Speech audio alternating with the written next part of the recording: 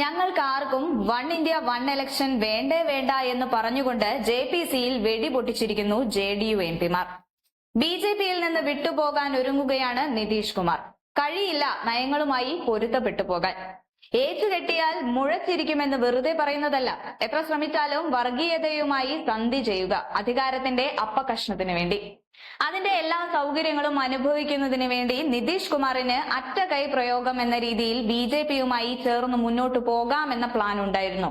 പക്ഷേ ഇത്തരത്തിൽ തട്ടിപ്പ് നടത്തി നീല ട്രോളി ബാഗിൽ 18,000 പേജിലധികം വരുന്ന റിപ്പോർട്ട്, കൃത്യമായി പറഞ്ഞാൽ 18,626 പേജുകൾ അടങ്ങുന്ന റിപ്പോർട്ട് ജെപിസിക്ക് വിട്ടതുമായി ബന്ധപ്പെട്ട് അത് ട്രോളി ബാഗിൽ കൊണ്ടുവന്ന് സഭയിൽ വിതരണം ചെയ്യാം. വാസ്തവത്തിൽ പ്രിയങ്ക ഗാന്ധി കൈയോടെ പൊക്കി എന്ന് പറയുന്നതായിരിക്കും ശരി.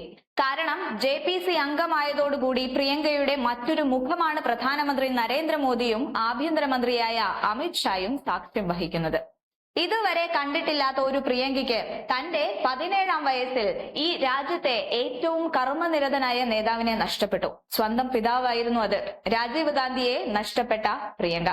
സ്വന്തം പിതാവിനെ നഷ്ടപ്പെടുമ്പോൾ വെറും 17 വയസ്സുണ്ടായിരുന്ന പ്രിയങ്ക ഗാന്ധി ഇന്ന് തന്റെ 52ാം വയസ്സിൽ പാർലമെന്റിലേക്ക് കാലുകുത്തുമ്പോൾ ഇത്രയും വർഷത്തെ ലോക്സഭാ തെരഞ്ഞെടുപ്പുകളെയും പല തെരഞ്ഞെടുപ്പുകളിലും നടത്തിയ പ്രചാരണവും അവിടുത്തെ ജീവിതാനുഭവവും എല്ലാം പാഠമാക്കിക്കൊണ്ടാണ് വരുന്നത്. പ്രിയങ്കയുടെ ഒറ്റവാക്കിൽ ജെഡിയു എംപിമാർ ശക്തമായി ജെപിസിയിൽ ബിജെപിക്ക് എതിരെ നീങ്ങുന്ന ഒരു കാഴ്ചയും കാണേണ്ടി വന്നു.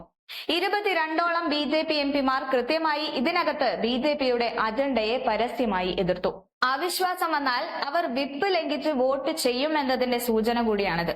അതായത് അവിശ്വാസ പ്രമേയം പ്രതിപക്ഷം കൊണ്ടുവന്നാൽ ബിജെപി എംപിമാർ പോലും നരേന്ദ്രമോദിക്ക് അനുകൂലമായി വോട്ട് ചെയ്യില്ല എന്ന് ഉറപ്പിക്കുന്ന രാഷ്ട്രീയ സാഹചര്യം. ഇതിൽ പരം എന്തു വേണം? കേന്ദ്ര സർക്കാരിനെ താഴെ വീഴുന്ന അവസരത്തിലേക്ക് കാര്യങ്ങൾ എത്തിക്കാൻ സഖ്യകക്ഷികൾ താങ്ങി നിർത്തുന്നു എന്ന് പറയുമ്പോഴും, കേവല ഭൂരിപക്ഷം ഇല്ലെങ്കിലും ഏറ്റവും വലിയ ഒറ്റകക്ഷിയാണ് എന്ന് അഹങ്കരിക്കുമ്പോഴും അതിൽ നിരവധിയായ എംപിമാർ ബിജെപിക്ക് പ്രതികൂലമായി ചിന്തിക്കുന്നു. ബിജെപിയുടെ തകർച്ച ആഗ്രഹിക്കുന്നു. ഇതിൽ പരം എന്ത് സത്യമാണ് ജനങ്ങൾ അറിയേണ്ടത്? ട്രോളി ബാഗിലൂടെ വന്ന് 18,000 പേജ് അടങ്ങിയ റിപ്പോർട്ടുമായി ബന്ധപ്പെട്ട കാര്യത്തിൽ ആ റിപ്പോർട്ടിൽ ഓരോന്നിലും ജെപിസിയിൽ അവതരിപ്പിക്കപ്പെട്ട ഇതുമായി ബന്ധപ്പെട്ട കാര്യങ്ങളെല്ലാം നിഷ്കർഷിച്ചിട്ടുണ്ട്. പക്ഷേ അതിനകത്ത് പറഞ്ഞിരിക്കുന്ന വാസ്തവം അത് ജനങ്ങളുടെ മുന്നിലേക്ക് അവതരിപ്പിച്ചുകൊണ്ട് EVM എന്ന തട്ടിപ്പിനെ കുറിച്ച് കൃത്യമായി പ്രിയങ്ക ഗാന്ധി അതിനെതിരെയുള്ള പ്രചരണം തുടങ്ങിക്കഴിഞ്ഞിരിക്കുന്നു.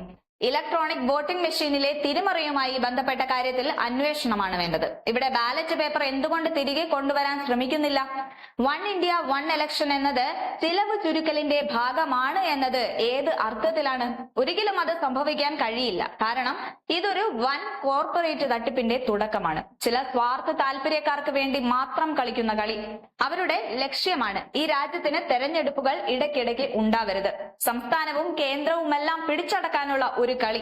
അതാണ് ഈ പദ്ധതി കൊണ്ട് ഉദ്ദേശിക്കുന്നത്. പൊളിച്ചടുക്കിയിരിക്കുന്നു പ്രിയങ്കയും ഐക്യ ജനതാദളും. സഖ്യകക്ഷികൾ ഇങ്ങനെ ചതിക്കുമെന്ന് ബിജെപി വിചാരിച്ചില്ല.